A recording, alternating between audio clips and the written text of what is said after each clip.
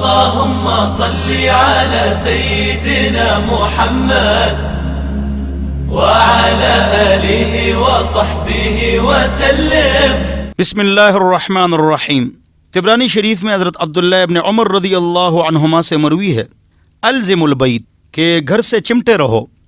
مطلب اس کا یہ ہے کہ فضول چوکوں پر کھڑا ہونا یہ غلط ہے. ایاکم والطرقات، بچو راستے پر فضول کھڑے ہونے سے، اور راہگیر کو حق دو، راستے کا خیال کرو. بے جگہ کھڑا ہونا یا بیٹھنا یا گاڑی پار کرنا یہ گناہ اور ناجائز ہے، مسلم شریف کی روایت کے مطابق. لہذا غیبت، چغلی اور گناہوں سے اور بدنظری سے بچنے کے لیے آپ گھر میں ٹکے رہیں اور گھر میں وقت گزاریں، اور بچوں کو بھی گھر میں رہنے دیں.